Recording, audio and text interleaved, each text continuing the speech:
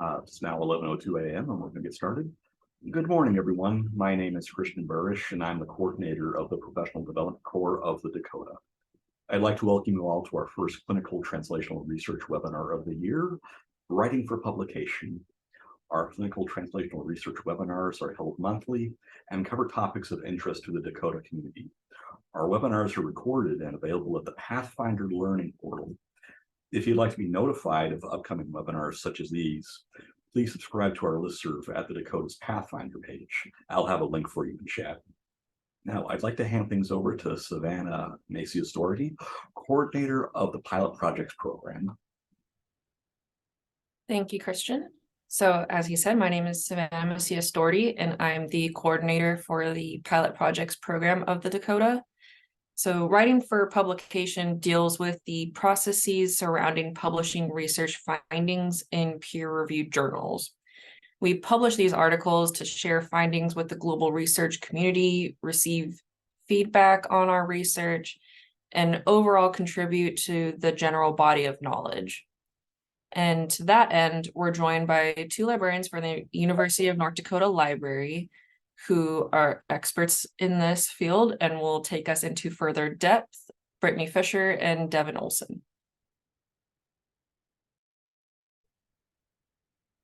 Thank you, Savannah and Christian. Hello, everybody. Good day. It's good to see you all here. My name is Devon Olson. I am a research and education librarian at the School of Medicine and Health Sciences Library. I'll let Brittany go ahead and introduce herself briefly. Thanks. I'm Brittany Fischer. I am the Social Sciences and Scholarly Communications Librarian at the Chester Fritz Library at UND. And we are very excited to be here today to talk to you about scholarly publishing. We're going to attempt to cover lots of different aspects of publishing, including processes, tools, and some metrics. So to begin, this is sort of our two-part structure that we're going to have today. I'm going to get us started with how journals work, which entails a little bit of history as well as legal structure. We're going to have a little activity where we're going to get a chance to explore a journal's review process, licensing, and access model, and then we're going to dive into types of articles. And then Brittany is going to take over and walk you through choosing a journal, audience and scope, metrics, and a couple activities for that process. We've got a couple learning outcomes today, which there they are in full. You're going to get a chance to explore a journal's review process and licensing options. You're going to utilize different tools to help identify journals, and you're going to identify aspects of quality of a journal. And we're going to utilize both chat and polling questions. So hopefully we'll be able to get both some data of what everybody thinks, as well as a little bit more nuance in how people can express themselves in the chat a little bit later. So let's get started. We're going to start with a brief history of academic publishing. And I want to state that it is explicitly a very Western perspective. And the history itself will be highly Eurocentric, and that is mostly because that is the system that we're operating here in the United States and also in the region where I am located and you might be located. So this is a very popular date for people to sort of start the trajectory of Western academic publishing in 1660. And the world's first learned society was founded by royal charter by King Charles II of England. And this sort of grounds scholarly publishing in the idea of society in a very old-fashioned kind of definition of the term. And we see that natural progression from society being more about social standing and socializing, where you have to have lots of personal resources in order to do research, to the professionalization of the discipline. And we still see some of those holdbacks in terms of people referring to professional societies. We still use some of the same terminology, and there's a little bit of that nuance still there, even though we've shifted to more of a professional perspective in the last 500 years. So peer review was also evolving at this time. And this is something I've been diving into personally very recently. And I think it's really interesting because we treat peer review as if it were sort of an established institution. And it does have its roots way back in the 17th century with book censorship. So your book had to be approved before it could be published. We also saw sort of an informal exchange when learned societies emerged and journals in sort of their beginning form, where people would write out their treatises and then they would give them to fellows and peers in their field. The peer would write a letter in response, and that was sort of the beginning of peer review. In the 19th century, as we saw professionalization of science and growth of scholarly journals, we started to see formalization in peer review, but it wasn't until post-World War II that we started to see modern conceptions come to the fore. And this had to do with the modern academic prestige economy, which I think is an excellent phrase to sort of articulate where we are now. And it had a lot to do with the perception of quality or excellence surrounding journal-based publications, and specifically those scholarly publications. For example, Nature, the journal, did not initiate any sort of peer review process until 1967, and they didn't formalize that process in any way until 1973. So peer review as we know it is a relatively modern invention. Stepping away from our timeline a little bit, there are different models of peer review emerging in modern times. And especially within the last 5 to 10 years, we've started to see different models of peer review become more accepted as legitimate. Single blind is one of the sort of older models where the author does not know who's reviewing it, but the reviewer might know the identity of the authors. An alternative to this is double blind, where both the author and the peer reviewer don't know who each other are. This one is also relatively common. The third model listed here is the least common, and it is something that we're seeing grow. And I know that a lot of librarians especially are really interested in whether the research community is going to sort of adopt this open model, where both the author and the reviewers know the identity of each other. And in some cases, there's a little bit more openness in terms of their comments being accessible to the public. So moving back to our timeline, with the professionalization of journals, we started to see a difference in the structure in which the journals are made accessible to a greater audience. So in the 1900s, we started to see buyouts of academic journals, and that was sort of a split, a really big split. Prior to this, the scholarly academic societies themselves published the journals and put them out. And then after, they were purchased by for-profit publishing companies like Elsevier and sold as products. There was sort of a big kerfuffle when the internet emerged. I'm sure most of you remember, as opposed to students that I teach, that when the internet happened in the 90s, a lot of people thought it would be the end of the music industry. And we all also know that that didn't really happen. And the reason for that is that the internet was also a new business opportunity. It was a space in which they could conduct business that didn't exist before. By 2013, we saw just 5 for-profit publishing companies account for 50% of all articles published, and this trend has continued. I'm sure that these publishers will be familiar to you. Read Elsevier, Springer, Wiley, Taylor Francis, and Sage. Those are the big ones. And the reason that they're controlling so much of the market is because they're highly profitable. In red, you will see that these are the publishing companies. In gray are other kinds of companies.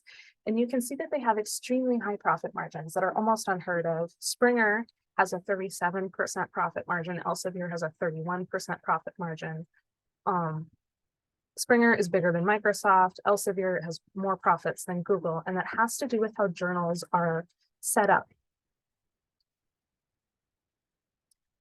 So one of the things that makes journals profitable is that they do not have to pay for peer reviewers. The estimated monetary value of the time reviewers spent reviewing articles was about 1.5 billion in United States dollars in 2020. One of the things that contributes to journals being able to be so profitable is something that's called the Engelfinger rule. In 1969, the editor-in-chief of the New England Journal of Medicine, Franz Engelfinger, drew up a new rule for authors submitting to NEJM. And the rule was that if you submitted an article to their journal, you could not submit it anywhere else. And this was very quickly picked up by almost all academic journals. And it's accepted as sort of a rule now that if you submit to one journal, you can't submit to another at the same time. But I think it's interesting to think about how this is another thing like peer review that we started doing around the 1970s. And because of this, you have to go to a specific journal in order to read an article, right? One thing that works in tandem with this is United States copyright. So oftentimes when you publish in a journal, not only can you only submit your article there, but when it is accepted for publication, you will oftentimes sign over your rights to that intellectual property. So the journal then becomes the only place where people can go to access that intellectual property. In effect, they have a monopoly over that little piece of knowledge. This is based off of our copyright code in the United States, which protects fixed expressions of ideas. I won't go into this too much in depth, but just know it's one of those foundational pieces. So you and copyright and your article, this is sort of the process when you submit a journal article to a journal. Oftentimes you submit your version, you go through peer review, and then right after it's accepted, before it is published, is when the copyright transfer happens. This is also when all of that formatting is applied, and it goes from looking like a paper to a journal article. So these are sort of the mechanics. They're behind why journals are so profitable. And I'm sure that you've all seen this screen on the left-hand side where you are asked to purchase a journal article, usually for around $40. And that these reasons are why journals are able to do that. The Engelfinger rule, copyright law, as well as sort of social expectations of exclusivity and quality. Okay, so now we're going to introduce a new concept called open access. Open access is something that has grown exponentially in about the last 10 years, and it grew as an alternative to sort of copyrighted paywalled articles. There are a couple different bodies in this arena, SPARC, UNESCO. If you've heard these acronyms, you know that there are some really large institutions in favor of open access, and there are a couple key differences between open access journals and traditional paywalled journals. Most journals have in common that they follow the Committee on Publishing Ethics guidelines, COPE. If you dive into a journal website, like a librarian does frequently, you'll probably see a byline that says this journal follows COPE guidelines. Most journals also have peer review. However, all journals treat peer review differently, right? Open access journals may sort of fund themselves differently. Rather than collecting subscription charges from readers, like university libraries, public libraries, individuals who want to view a single journal. Instead, the authors who want to publish in that journal have to pay something called an APC, an author publication charge. So it's sort of front-loading the cost instead of expecting readers to read it. A lot of open access journals also use something called Creative Commons licenses instead of copyright, which are another kind of license, just like copyright, but it facilitates sharing. And we'll go over those in a moment. One of the things that I think is really interesting about open access is the way things are changing. You may have noticed a lot of more traditional paywall journals in the last few years will offer to make your article open access for a fee. And there's lots of reasons for this. One of them is that publishers have noticed that if an article is open access, it will get more readers, more people downloading it, more citations, and they will advertise this on their websites. They say open access gets more readers. However, these traditionally paywall journals have a tendency to charge more for making an article open access. And you can see that in the purple in this graph. Librarians and other scholarly communications people call these journals hybrid. They're both paywalled and open access. They're a hybrid of the two, whereas the blue is traditionally open access. So you can see the trend, right? Traditionally paywalled journals charge more money for making something open access. And there's lots of conclusions we can draw from that trend. So returning to this graph, but Creative Commons edition, this time it's pretty much the same, but instead of signing over your copyright, instead a Creative Commons license would be applied. The publisher would format it and they would apply some sort of a different license, for example, a non-exclusive distribution license that allows them to distribute your journal or article, but you yourself still hold the rights to it, right? And the important part is that you still own this final copy, right? It's still your property. It doesn't belong to the journal. And that's one of the key differences. This is an example of an open access journal, just so that you get some practice looking at these. In the middle of this screenshot, you see a little box that says this journal uses a CC by NC ND license. This is a type of Creative Commons license. There are different types. You can think about them as like the fingers on a hand, and the different fingers have more or less restrictions. This journal in particular, you have to cite by the resource if you reuse it. You cannot make money, non-commercial, NC, and no derivatives are allowed, ND. That means that you can't take, for example, an interview instrument and adapt it and create your own interview instrument that's a little different. You can't make derivative works. This is another example that has the exact same license. This is a specific article, and most journals that have Creative Commons licenses will put the little license specifically on each journal so that readers understand what license is on the work. Okay, now we're getting to our first activity. We thought that this might be when you're starting to feel sleepy. So we're going to ask you to explore a journal, look at its review process, its licensing, and its access model. And I think we'll probably take about 5 minutes. I'm going to put some journal titles in the chat. If you not off the top of your head, think of the title of a journal, and we'll come back together at about 11:23 or so and ask you to put in the chat what you found about its review process, its licensing, and access model.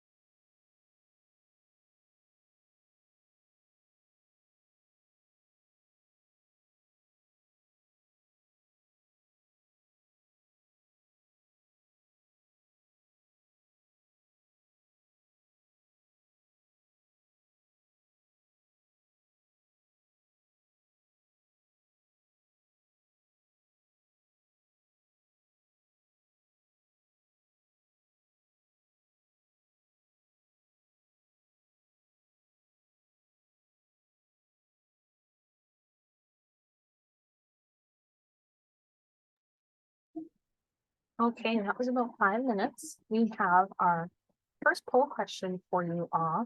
And please do also put things in your chat if you learned more. I'm seeing that Betty says Lancet has open access, internal and external peer review. And we wanted to collect some more data so that we could get some numbers for this first question. Is your journal open access? Yes, no, yes, some articles, which is that hybrid version we talked about, or I'm not sure.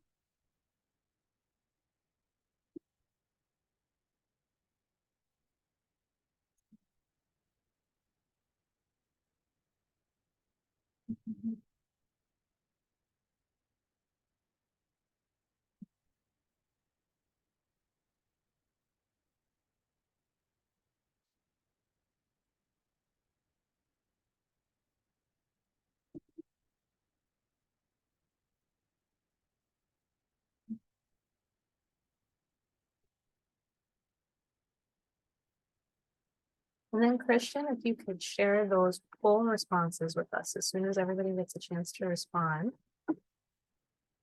I'm seeing that Michelle says Lancet away with gold for some and green gold based on funders, which is another system that people use to categorize how open a journal is.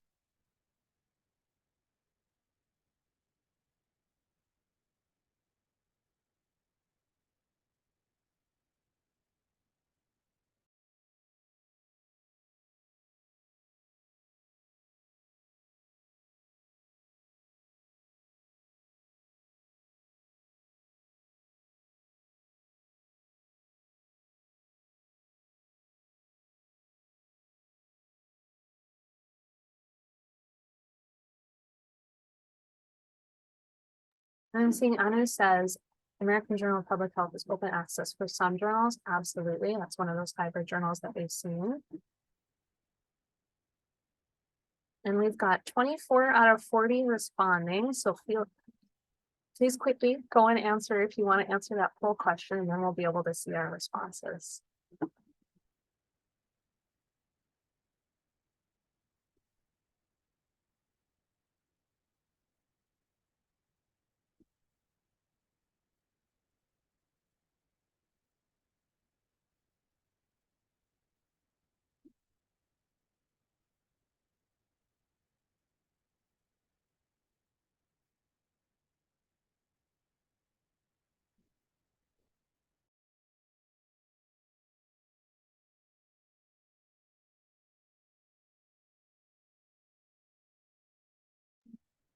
Okay, beautiful. So it looks like hybrid open access. Some articles are open access was the most popular option, although some people found journals that were completely open access, and all tied completely at 12% are people who say no open access, and also they're not sure. Which is a really good split, and that pretty much aligns with my experiences as a librarian trying to figure out if journals are open access. And one of the things that can be frustrating is that journals will put things in different places on their website. It's gotten a lot easier to find that open access question, but you still have to click through a number of times, especially if it's a bigger journal. They'll probably route you to the publisher's website, and then you'll have to find the categories there. They're generally the same categories, but they're always in different places. So thank you all for checking that out. Feel free to keep putting your comments and thoughts about how easy or difficult that process was in the chat, and we will keep moving along. Okay, one of the things that I wanted to talk about is the difference and sort of the interplay between choosing a journal and choosing an article type. Some journal formatting conventions may influence the type of research that you do and the way that you write it up, particularly if you're in a discipline that has less journals, or like a really important journal that aligns with your study area that you really want to publish in. You might want to check that journal's protocols before you design a specific type of research. For example, if you want to do a scoping review, some journals have really hard lines on expectations for scoping reviews. Most journals do for systematic reviews, and scoping reviews are another kind of highly structured literature review that some journals are starting to develop stronger guidelines for. There is a Prisma extension for scoping reviews, and some journals now require that. Some journals require you to register your protocol in some publicly accessible place that says the searches you're going to do and the key terms you're going to use and your exclusion and inclusion criteria. Some even require you to do peer review of your database search phrases. So you sort of have to imagine which is more important to me, the journal I'm publishing in or the type of article that I want to do. And they're kind of connected. Okay, I wanted to blow you away with this, and this is my librarian soapbox that I'm going to get on right now. As a health librarian, I do a lot of search phrase construction, and they're often really highly structured to account for differences in language that we use to discuss a specific topic, especially for populations and especially for Indigenous populations. For systematic and scoping reviews, best practice requires that you develop a highly structured search phrase in order to get absolutely all the evidence that you need in order to do that type of research empirically, right? So this is an example of a search phrase. Some people call them search hedges. This one was developed by the Canadian Health Libraries Association to retrieve articles on Indigenous peoples. So, and you can see that it's really long. And basically what it does is it searches a whole bunch of synonyms for Indigenous people. There's a bunch of sort of categorical, larger terms. There are specific tribal terms, and then there are place-based terms like remote community. So it's accounting for all this variation in language use. And that is sometimes required by a journal. They require you to have highly structured search phrases. So if this doesn't work with your research project, that's something you want to know ahead of time. There's other formalized processes too, besides peer review. The coding of the articles, keeping with our example of systematic and scoping reviews, you may want to use a tool to systematize this review and coding. Two of the most popular ones that I've seen researchers use are Rayan and Covidence. Rayan is the free version that is free, and Covidence is the paid version that is slightly more slick. They do the same things, but the paid version is definitely shinier and a little bit tidier. But they both sort of allow you to go through the different processes of particular kinds of research. If any of you have used in vivo, it's really similar to that, and then it facilitates that coding process. We also have registering protocols. There's different places you can do that. One of the most popular is the Open Science Framework, and I have seen this used for people across tons of disciplines. I've seen librarians use this to archive archival protocols. This is how we put materials into the archive. We're going to put our protocols up and available for absolutely everyone. I've also seen researchers do this with interview protocols or protocols for their scoping or systematic reviews. There's also more disciplinary specific openly accessible archives like bioRxiv.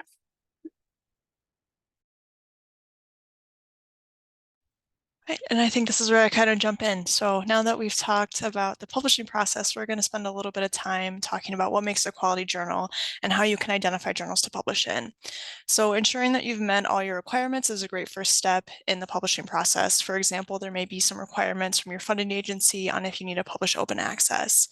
Once you have all that necessary information ready, you can start identifying key journals to submit to. One way to target key journals is to consider the journals that you've been citing in your own research. This can give you a good idea of where your article fits in with the conversations that others are having in your discipline. You could also do some research on what the quality journals are in your discipline.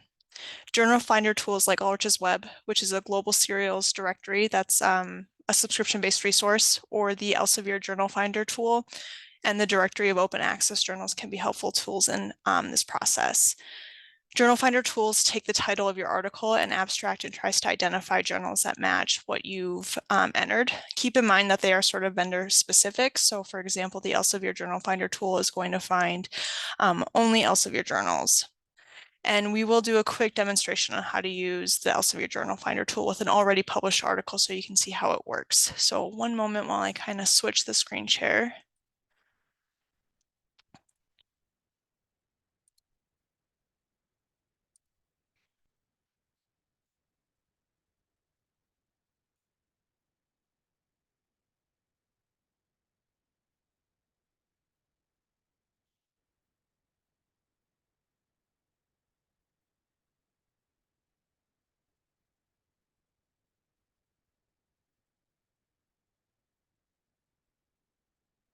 All right, are we seeing the Elsevier Journal Finder tool now? Okay, perfect. So I'm gonna do a published article. I'm gonna copy and paste the title and then the abstract.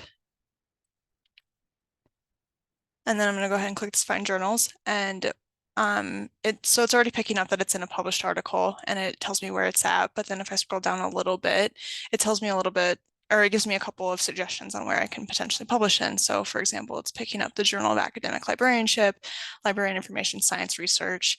And then if I scroll down a little bit, it's kind of picking up journals that might not be totally relevant, but it looks like these first two have kind of given me a good suggestion. So I can click on this little drop down arrow right here, and then it's going to tell me a lot more about the journal. So I can see that it is open access and it lists that article processing charge. I can see things like impact factor, which is sort of a quality metric.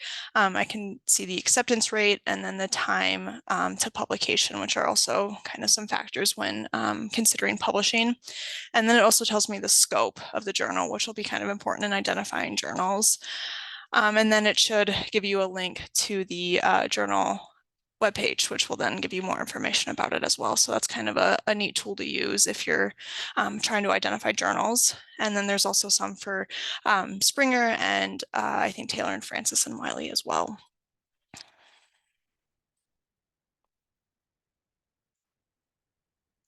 So now I'm just going to go back into the PowerPoint. Oops.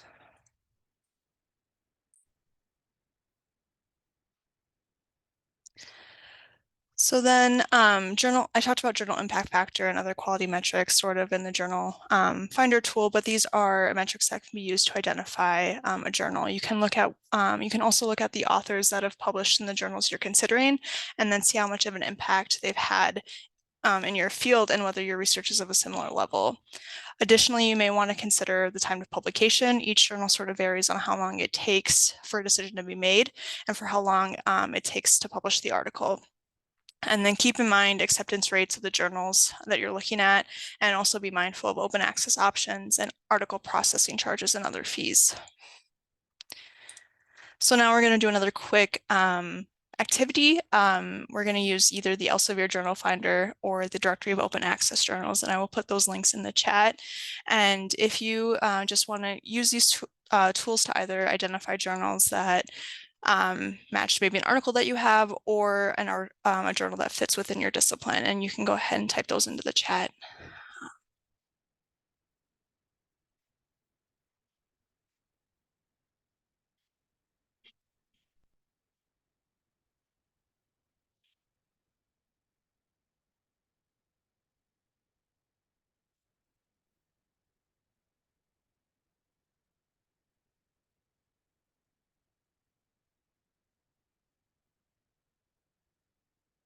And we'll probably give it about 3 minutes or so.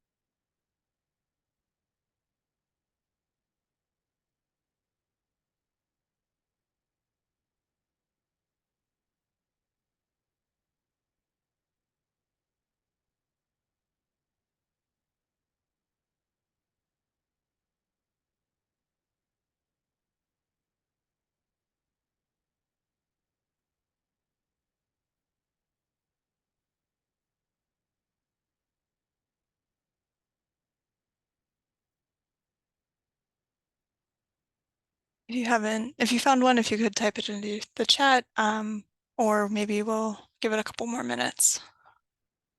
Okay, nice.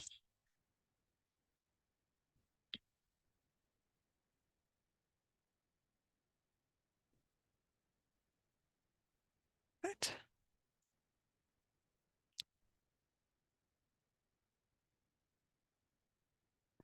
Awesome, yeah, so it looks like there's a couple of journals that people have been finding, so that's great. So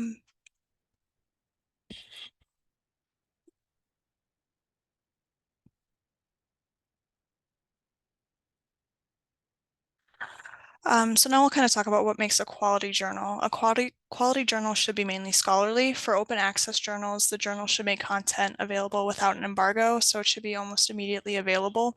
It should have an editor, an editorial board, and a peer review structure for quality control. And if that peer review structure is transparent, that's also a really good indicator. And then it should have an international standard serial number. And as mentioned earlier, some journals might have an article processing charge, and quality journals should be very transparent about that, around that charge. And then if you're a little unsure, you can use a tool called Think, Check, Submit to help you identify trusted journals and publishers. This website provides a checklist to help make sure you choose a trusted journal for your research.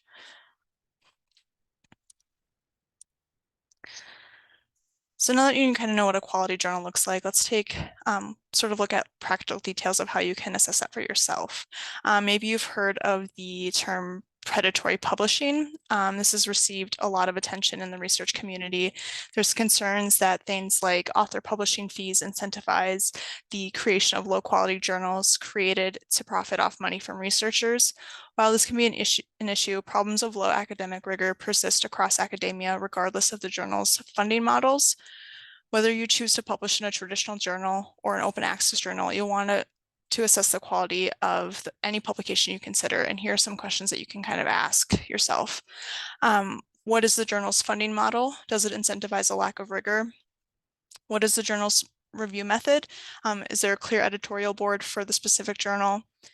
Do they have a sample method for tracking retractions? Where is it indexed? If it's an open access journal, is it listed in the directory of open access journals? How frequently do they publish? Do they sort of maintain a consistent publishing schedule? So now we'll do another quick activity. This is kind of where you will get to evaluate different journals, and we'll put those links in the chat. And then if you could type in your responses after you've sort of evaluated, what are some markers of quality that you see, and then what might lead you to have some concerns about the journals that we're looking at.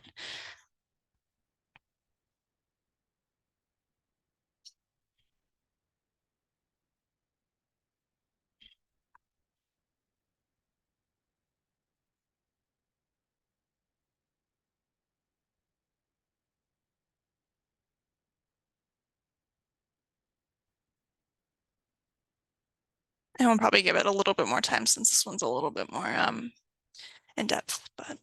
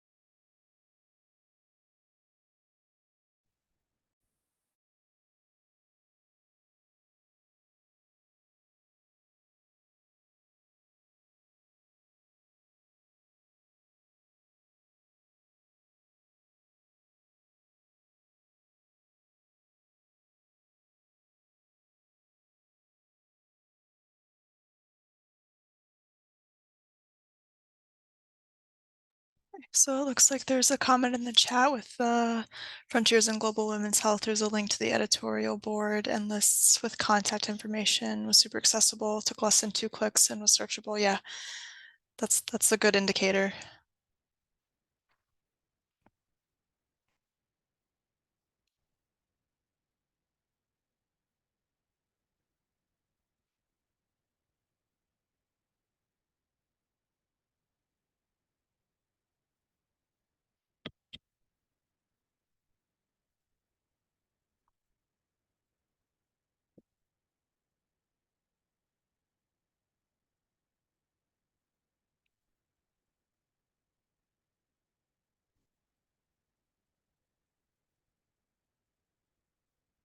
So we have a couple more slides left after this, but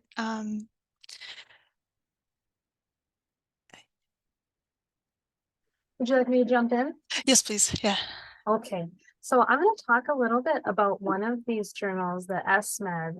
The reason we included this is because I actually got a reference question from a student who had been solicited to publish. I'm sure you all have gotten these emails where it's, dear Dr. So-and-so, we would love to include your paper on blah, blah, blah. And this one was really interesting and fun for me because it, at first, passed sort of my initial tests. It appeared to be affiliated with an organization that was reputable. It says, hold on, let me pull it up and I might be able to walk you through it here. Pull this out, share my screen. Oh, do you want to stop sharing and I can share my screen? Yeah. Do this really quick. Just two there. Okay, so this is their website and it looks pretty reputable. And if you go to the About section, they claim that they are affiliated with the European Society of Medicine. And this is sort of a step above of what most quote unquote predatory, which I prefer to use the term deceptive, because journals often do actually publish, even if they are predatory. Their main goal is usually to make money, but sometimes they also publish. Most people would read something like this and be like, okay, but you kind of have to check a little bit further. So they say that they're affiliated with the European Society of Medicine. Once I Googled that, it was a little strange. If you try to look at their editorial board, that's one of the places that I often go first to double check to make sure that a journal is reputable. And what I'll do is I'll Google these people. I'll look at their LinkedIn and see if they list their role on this journal and how long that they are. When I first started researching this, I think the first 3 that I looked up were no longer at the places where they had been listed on this journal page. And 2 of them have not been at these places for more than a decade, which that's sort of explainable, right? Like, does absolutely everyone who's an editor on a journal email the journal to say, I've moved to this university? Maybe they forgot, maybe they didn't update the web page, you can kind of explain that away. But the more that I looked it up, the more I found, let's see if I can pull, I found some university blogs that were denouncing this journal. The more that I Googled it.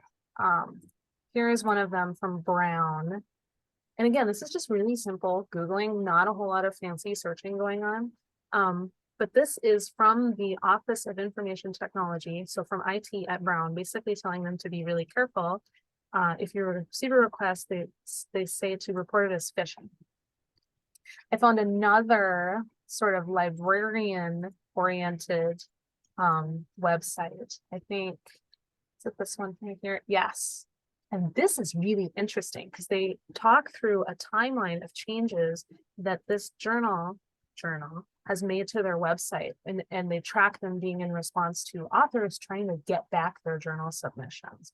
So that's what sort of finally put me over the edge. But typically it's things like looking up the editorial board. I'll also Google the address. One of my favorites that I found, a different one than this, their address was actually a used car dealership in Oakland, which was like, most of the time they'll list a mixed office use building, which again is sort of passable.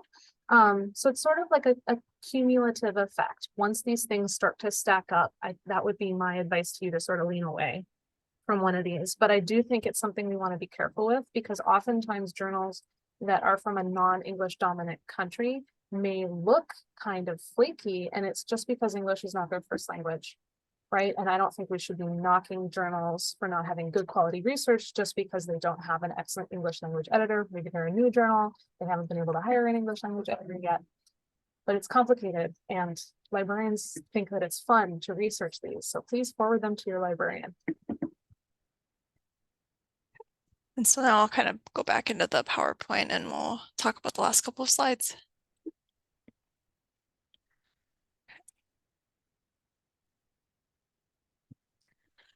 So we talked a little bit about copyright and author's rights at the beginning of the presentation. Now we'll kind of go back to that. So after you've had your article selected for submission, I would suggest that you look closely at the publishing agreement that the journal sends you. Many traditional publishers will request you transfer your copyright over to them in what's called a copyright transfer agreement. Just take a few minutes to look that over, whether and think about whether there's particular rights you want to retain with your journal article. So do you want to make sure that you're able to give copies of it to maybe a class that you might teach in the future? Do you want to deposit a copy of the manuscript in your institutional repository to make sure the public can at least access a version of your work? While it's harder to do that with an online submission form, you don't have to agree to everything put before you in your publishing agreement. You can cross things off or add your own wording. Maybe you want to look into using a Creative Commons license, which we sort of talked about earlier. And then kind of think about this as similar to a job contract. You're probably really excited about it, but pay attention to the terms they're offering and negotiate if you're not satisfied with them. So publishing doesn't also include deciding where to publish, but what to do after you're published. So how do you show your impact as a researcher? How do you market your work? Research metrics sort of tell the story of your research. They can be a useful way to show the impact that you've done in your field, and they're an evaluation of research products. Often can include articles, books, data sets, theses, and more. Metrics, along with other tools such as research profiles, which we'll talk a little bit about in the next slide, help ensure that your work is correctly attributed to you. There are a few different levels of metrics, which we won't delve too deep into, but one of the most common levels of metrics is time cited. So this metric calculates the number of times an article is cited, which the researcher can use to demonstrate impact. And when other researchers provide attribution to the original source, this ensures that researchers get credit for their work. So they're sort of quantified and presented in a variety of ways depending on the tool that the publisher uses and the method of calculation employed. It's part of a complex and somewhat subjective system. It's incorporated into various tools, websites, and databases, and then it's also used to support institutional competitive decision-making, including hiring new faculty and attracting students, as well as increasing the profile of a university in quality lists. So there's sort of three traditional level of metrics, which are journal level metrics, author and article level metrics. And then another way to measure impact is with alt metrics. So alt metrics are used to measure impact beyond citation counts. And it sort of began as an online academic-led discussion on impact via social media and the need for greater focus on article level metrics that follow the ways articles are being shared beyond citation counts. So after you're published, you still want to keep thinking about the story that you want to tell about yourself as a researcher. What do you want to be known for? Do you want to be known as being passionate about open science, research transparency, or the impact that you've had on society? How do you want to make your work visible to your communities of practice? It sort of comes down to making an effort to brand yourself as a certain type of researcher and picking relevant venues and platforms to put your research profile on, which can lead to greater visibility, impact, and credibility. On the right side, we've included a couple of different links to 4 different tools that can help you craft your answer to these questions. So the first one, an important prerequisite for marketing your research is making sure it's correctly attributed to you. ORCID ID is a persistent identifier for you and your research. So making sure your work isn't accidentally attributed to another researcher who shares your name. Impact Story is a place to document how your research has been shared and reused online. So essentially it's a place to collect some of those alt metrics I was talking about earlier, tracking whether your research is being shared on Twitter, Facebook, or cited through news outlets. And then Publons is a place to document your peer-reviewed activities. If you're going to academia, this might be something that you'd like to look into. And then the Open Science Framework, which we kind of talked a little bit about before, is a place to openly collaborate on your research. It hosts several preprint servers and tools for pre-registering hypotheses. So it integrates with a number of discovery, reference, and storage tools. What these tools all have in common is that they allow you to take credit for your research, promote it, and better familiarize yourself within the disciplinary communities you want to be known for. And then that concludes our presentation. Here's a list of our sources. Looks like we have a couple minutes left, and maybe we can take any questions if there are any.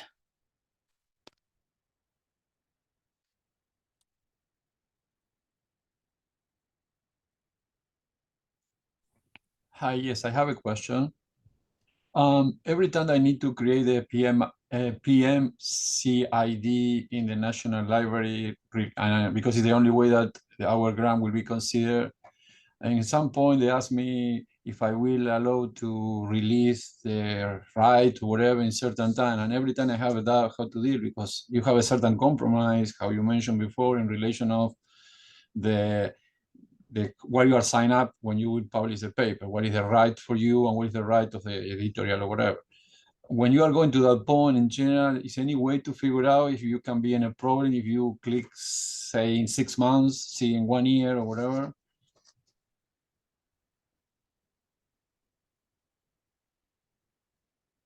I think we might need a little bit more information, Eduardo, from. When It's- yeah, go when ahead. you, for example, when you publish a paper, the only way that can be accepted in your report in the grant if this paper has a PM CID or PNMI in the National Library. I mean, need to be over there, because in that case also not only assign that number, you say that was through a funded by that grant or that program or certain thing. In all of this registration process, you are reached to one point in which ask to you if you will relieve the right or you will allow that the paper will be open or something else after whatever, 6 months, 1 year. Every time I reach that point, I am completely struggling to figure out if I do something wrong, I will be in a big problem, because I don't know if I have the authority to say, okay, can be released this paper open or whatever in certain time. You know? I think I understand you. Like, who has the right to make a paper open if there are multiple Yes, authors? Is that what you're exactly. saying? Yeah. Yeah, and that's definitely a sticky question. I mean, I think you would have to somehow get a sign off from everybody when the ownership is shared. Gosh, if you have access to a legal counsel at your institution where you are, I would definitely refer to them in terms of like how to protect yourself. There are often these discussions come down to what you're comfortable with personally, because sometimes, you know, the team that you're on is fine with it. Sometimes the team that you're on is not fine with it, and you're the best gauge of those people that you're working with. I would work with legal counsel and maybe work one-on-one with the librarian if you have How access to about one. the consequences that you can have with the journal? Because, how you say, depending what is the journal, is open access or whatever. If it's an open access, for example, and you release, you say, I wanted to release a possibility to be open after 6 months or whatever, you can have a problem also with the editorial of the journal, correct? You're saying you can have problems with the journal's requirements? Yeah, not for the journal. You mentioned before that when you will publish, you're right to one point, then you transfer your rights. Okay. Yes, most of the time, and it does depend specifically on the journal. Some journals have requirements that you cannot post something public within a certain amount of time. So you unfortunately need to read into the fine print. Some of them will embargo it for 24 months. Some Yeah, of them don't that have was the any exact. embargo. Yeah, that was my question. Every time I read to that place, I try to go to the website and figure out, or I take a look everything that I sign up to be sure. However, what is the problem? Sometimes you are a co-author, and maybe the main person the person who pay for the publication of something else is probably what they have the information. You know, I don't have you know what I mean? I don't have the agreement or whatever. Probably other option is contact the PI or whatever in the paper who already was in charge for the submission and ask about the embargo, probably, correct? Yeah, and I hear you. It can be super frustrating. There No, I is mentioned to you because this is something common. sometimes it's automatic, but in general, if you wanted them to put in a report the grant, what you publish, you need to have that kind of number assigned, because that number also explains really what kind of grant was used for generate that kind of result. And this is the only way that when you go to the annual report or whatever, the NIH will really recognize your paper as part of your work in the grant or whatever, you know. Otherwise, they will not consider the publication in your grant. It's a tricky, because, you know, in one say, I will not do it, and if you don't do it, the NIH will not consider that bibliography into your grant. Absolutely. Yeah. And I think that that's where it becomes really important to only work with journals that are much more transparent.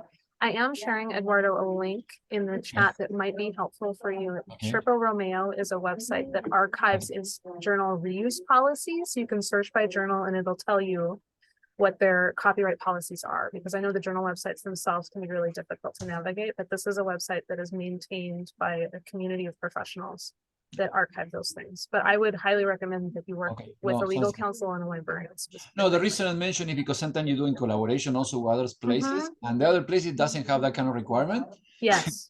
And you need to be sure, you need to be responsible to do it, because otherwise part of your work will not be recognized through the grant, you know, and that is a big issue. And every time I reached that point, I was struggling. We say, why did you do it?